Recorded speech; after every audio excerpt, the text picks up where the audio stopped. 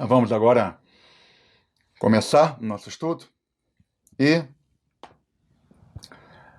primeiro, como sempre começa, o curso também começa assim, o que é Cabala? Então, muitos perguntam, incrível como tem gente ainda hoje que não sabe o que é Cabala. A Cabala é uma sabedoria original, é uma sabedoria milenar. Eu sempre falo aqui no canal, sempre de Moisés, Elias e Jesus, a gente vai entender um pouco disso. Por quê? De milhares de anos. Na verdade, o calendário da Cabala, e ele tem 5.781 anos no momento dessa mini palestra aqui. Claro que a cada ano a gente vai ganhando. 5.781. E segundo os textos antigos da Kabbalah, que antecedem todas as religiões, diga-se de passagem, eles falam de um momento que a consciência chegou no planeta Terra. O que significa isso? Se você estudar a história da humanidade, eu sempre oriento o livro Sapiens, do Yuval Harari, que eu acho que é uma referência incrível, sem comentários, de genialidade. E você vai ver que tinha um Homo sapiens há 70 mil anos atrás, há 30 mil anos já fazia até um barco para ir para a Austrália, há 12 mil anos já era agrícola, mas era muito rudimentar, era um animal mais desenvolvido. Essa consciência que fez a gente acelerar dessa forma e botar um avião no ar, em horas sair de um continente ao outro, e para o espaço sideral, cura para as mais absurdas doenças, absurda no sentido de não faz sentido, penicilina, tudo isso veio de um ser consciente. E essa busca do divino, do sagrado também. Então a Kabbalah é essa sabedoria original e ela tem 3 princípios que eu gostaria de ressaltar aqui. 3 princípios. Tem muitos princípios, mas são 3, são muito básicos. Então qualquer um que queira estudar a Kabbalah, eu recomendo, olha, nunca esqueça esses 3 princípios. Quais são eles? O primeiro é o da integridade. A integridade é a base de tudo. Então, na verdade, meu primeiro livro que foi escolhido para ficar lá atrás, Poder de Realização da Kabbalah, e é um livro que eu publiquei em 2006, foi uma surpresa para mim, quanta gente que se transformou através desse livro. Ele começa logo na primeira página, olha que curioso. E eu sei que eu comento assim, a gente comenta, os antigos sábios cabalistas dizem que mergulhar nas profundas meditações da Kabbalah sem um alicerce de integridade é como voar sem asas. Ou seja, até o que nós vamos fazer aqui hoje, depois na meditação, são meditações profundas e exigem um compromisso total da integridade. Ser correto, ser honesto, como aparece tantas e tantas vezes nos textos sagrados, como os mestres ensinam. A gente às vezes esquece disso, isso é mais importante do que o fenômeno místico. Aliás, esse é um pré-requisito para o fenômeno místico. O segundo princípio é o do receptor, que cada um de nós é como um rádio, como uma televisão, e a gente tem um canal. Isso é muito óbvio hoje com a física quântica, com toda a evolução da ciência. Nós temos canais sim, só que isso é falado há 5.000 anos. E ao entender que você tem um receptor, você ganha responsabilidade sobre a sua vida. Porque as coisas não estão ruins ou melhores porque estão, mas porque você se inclui nisso. Você teve cada escolha diárias a cada momento fazendo a vida estar melhor ou pior nesse momento, independente das condições externas. Então esse é um princípio sagrado. A gente pode mudar o receptor e mudar a nossa vida sem ter que mudar nada externo. Aí as pessoas, mas como mudar o receptor? Estudando, praticando, fazendo bem, mas principalmente pela prática de meditação. Pela mente, a gente não costuma mudar muito fácil o receptor. A mente é muito dúbia, vai para um lado, vai para o outro. Então a gente precisa realmente trabalhar o nosso receptor com a meditação. O terceiro princípio, eu falei 3. O primeiro é a integridade, o segundo o receptor, e o terceiro é o compartilhar. O compartilhar é a grande chave. Curioso, porque eu dou aula de Kabbalah há 15 anos, mais de 15 anos. Realmente foram muitas pessoas iniciadas, muitos abraços, muitos beijos, muitas trocas de todo tipo de afeto. E eu vou dizer, tem aluno de mais de 15 anos, tem aluno que chegaram outro dia, tem aluno que não são de Kabbalah, mas são de outras linhas, só de meditação, meus. E vou dizer, nenhum princípio é tão revolucionário para nenhum caminho quanto compartilhar. É curioso. Não mudo meu discurso há 15 anos. E os exemplos são, assim, muito extraordinários. Sabe, posso comentar um exemplo de hoje. Os exemplos são sempre vivos. Sempre vivos. Quando começou a grande pandemia de 2020, e a gente já faz filantropia há muito tempo no portal, há muitos e muitos anos, aí me ocorreu, essa pandemia vai ser muito séria, não para toda a população, para mais uma camada. Vamos pegar nossa filantropia, vamos multiplicar por 5. Algumas pessoas falaram para mim, poxa, mas você não vai dar conta, daqui a 3 meses a gente não vai ter saldo, mas eu falei, não tem outro jeito. E começamos a distribuir centenas de cestas básicas, cuidar de animais, as refeições de rua. Quando a gente começou a refeições de rua, a Clay me perguntou, mas o valor vai ser esse por mês, é alto demais, é muito mais do que a gente fazia o total antigamente. Eu falei, Clê, nós temos que fazer, não tem outro jeito. Eles estão passando fome na rua lá em São Paulo. São moradores de rua. E a gente começou a fazer. Não precisa nem dizer, né, que quanto mais foi gasto, tudo voltou na mesma proporção com milagres. Ah, vamos duplicar as cestas e voltava as pessoas participando no Portal da Cabala, no Luz pelo WhatsApp, além. É um verdadeiro milagre.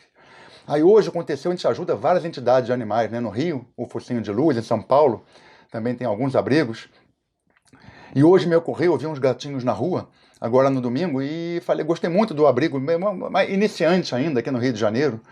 E aí eu liguei para ela hoje e falei, que ajuda vocês precisam? Ela fala, a gente tem que castrar os animais todos, né? Porque a coisa mais séria é castrar animal para não continuar reproduzindo, cada vez tem mais animal abandonado por aí. E falou que pela prefeitura só consegue 5 por mês. Aí eu falei para ela, nós vamos pagar todos que você precisar. Você vê, fala para mim que a gente vai pagar. Não sabia se ia ter ou não ter. Olha, parece milagre. Mas assim, não deu 15 minutos.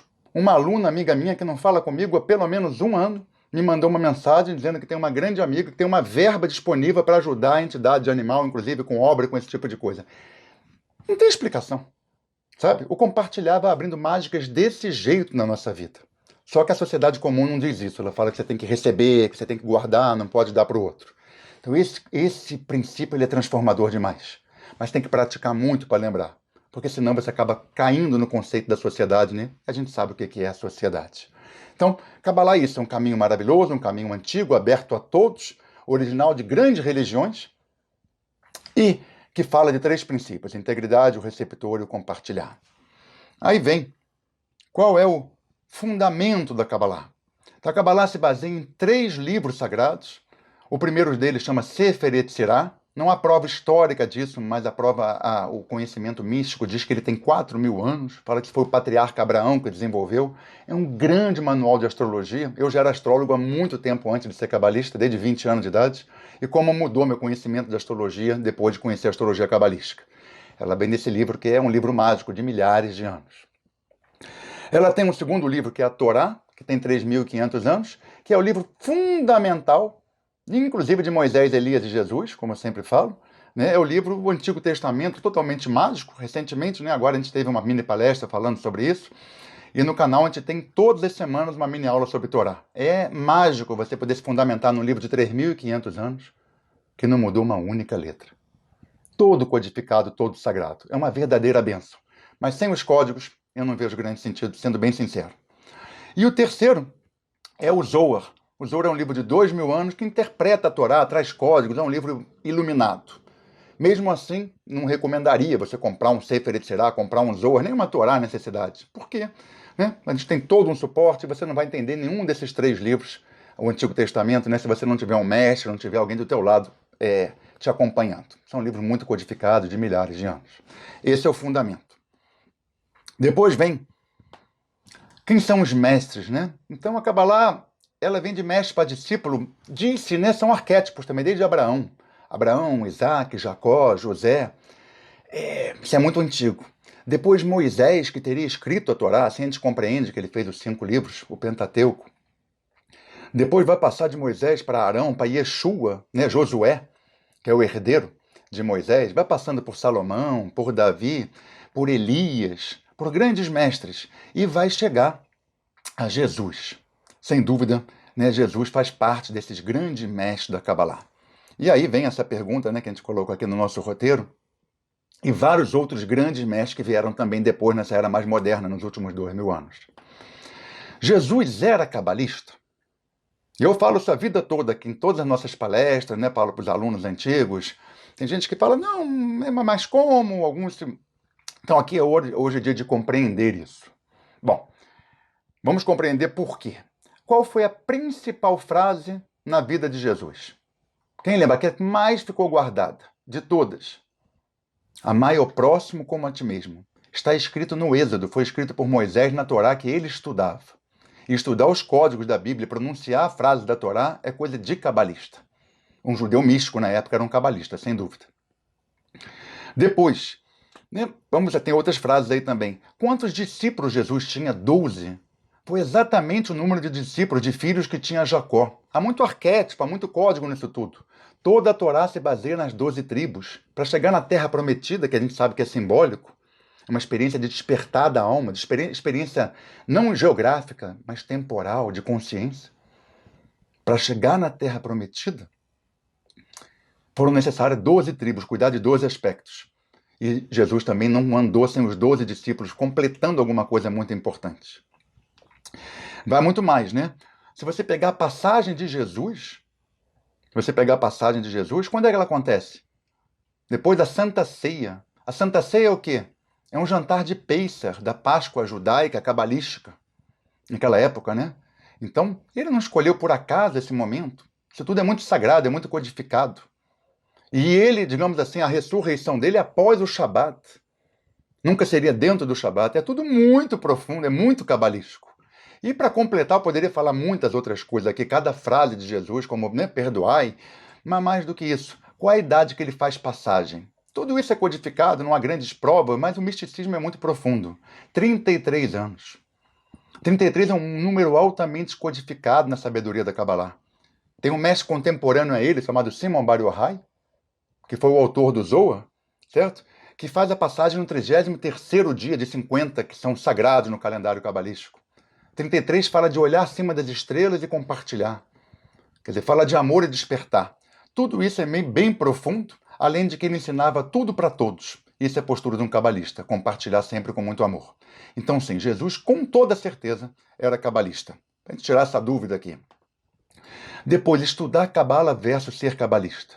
Eu peço muita atenção a você que está escutando isso, porque eu falo de um lugar muito diferente do que eu falaria há 15 anos atrás, quando fundei uma instituição chamada Portal da Cabala.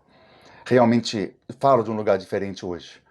É muito diferente. Estudar Kabbalah é algo que eu recomendo para todas as pessoas que têm algum interesse a mais na vida do que só o mundano.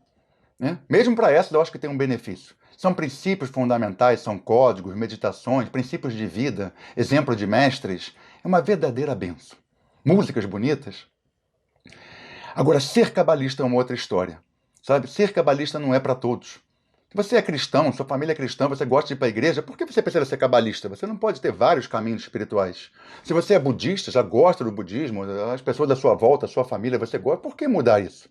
Ou judeu, ou ateu, né? Ou espírita. Então, ser cabalista exige uma dedicação muito grande. Eu fiz essa escolha para a minha vida. Então, no Yom Kippur, eu passo, muitos assistiram aqui, né? 24 horas sem uma gota d'água, fazendo um ritual, uma meditação atrás da outra. Não é fácil. Ser cabalista exige muito, tem uma alimentação, tem uma série de calendários, né? De um 7º dia sagrado, para a gente realmente não trabalhar. Tudo isso é parte do ser cabalista. E ninguém precisa ser cabalista, só quem realmente escolheu por esse caminho, se quiser. Como pode escolher pelo judaísmo, ou pelo catolicismo, pelo espiritismo, ou mesmo por nenhum, pelo budismo. Então são duas coisas diferentes. Estudar Kabbalah eu recomendo para todos. Ser cabalista é para aquele que realmente sente uma afinidade de coração. É como um casamento, né? Sabe? Você pode namorar, você pode paquerar, você pode ter amigos, mas quando você escolhe um casamento, tem uma responsabilidade ali envolvida e nunca precisa ser rapidamente isso e nem precisa ser, na verdade. Espero que esteja entendendo bem, fiz o meu possível aqui, né? Muitas horas preparando alguma coisa didática para poder levar uma luz para todos. Sexto, né? O que é a árvore da vida? Recentemente a gente fez essa mini palestra, Mundo dos 10% versus Mundo dos 100%. A árvore da vida é um conceito assim revolucionário da Kabbalah. A gente estuda a vida inteira. A gente pode botar até uma aqui na tela, que nos fala principalmente, para resumir, né? Ela fala de almas, fala de planos, níveis em paralelos, pilares, mas o conhecimento mais importante da árvore da vida diz que lá embaixo é o mundo físico, onde nós vivemos aqui aterrados, no planeta Terra. Mas essa é uma dimensão de 10. Nós temos mais 9 dimensões. E quando a gente vai fazendo essa viagem pela árvore da vida, a gente amplia muito a nossa consciência, as possibilidades da nossa vida de entendimento, de realização nesse mundo. É uma viagem maravilhosa, que é feita através do estudo e através de muita prática meditativa também. E então, o que é a Cabala prática? Sim, essa é a última questão que eu queria levar aqui hoje, né? Quer dizer, Cabala prática, eu costumo dizer, porque esse conhecimento da Cabala ficou sob um número restrito de mestres. Estudar Cabala há 100 anos atrás era impossível, você teria que ir para alguns lugares do mundo, talvez só para homens, dependendo do lugar, então era tudo muito fechado. Né? Mas a gente entende que não é esse o caminho da Cabala. O caminho da Cabala é de compartilhar. É um caminho aberto a todos E o que é a cabala prática? É você introjetar esses princípios, os códigos da Bíblia, princípios fundamentais, algumas práticas como a doação.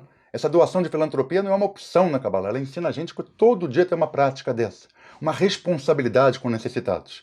Então é todo um processo de aprendizados que é muito construtivo, que muda a nossa vida de forma prática, independente de você ser cabalista ou não ser. Quer dizer, você ter um processo de doação, um vínculo de doação, ilumina a nossa vida. Você ter uma prática de meditação diária, ilumina a vida. Você ler a Bíblia todas as semanas, do código dela e passar a semana em conexão com a energia, ilumina a vida. Você ter uma lua nova, compreender a astrologia, o signo, tudo isso vai trazendo uma grande iluminação. Enfim, o que a gente viu aqui junto, né, que a Cabala é um caminho espiritual de milhares de anos, que hoje é aberto a todos, pelo menos aqui no nosso estudo, graças a Deus, e que pode trazer grandes benefícios para a nossa vida. Não só a Cabala, eu estudei muito budismo, pratiquei, né? Tem muitos caminhos que são interessantes. Espiritismo, pratiquei muito espiritismo. A Cabala tem uma vantagem assim de ser um caminho muito antigo e tem um acervo de conhecimento muito grande, de prática também. Enfim, é um caminho que leva à luz das pessoas. Espero poder ter apresentado aqui de uma maneira que faça todo mundo entender, sem qualquer dificuldade e com vontade de aprofundar e aprender mais. A gente vai encerrar aqui a mini palestra, que seja a luz.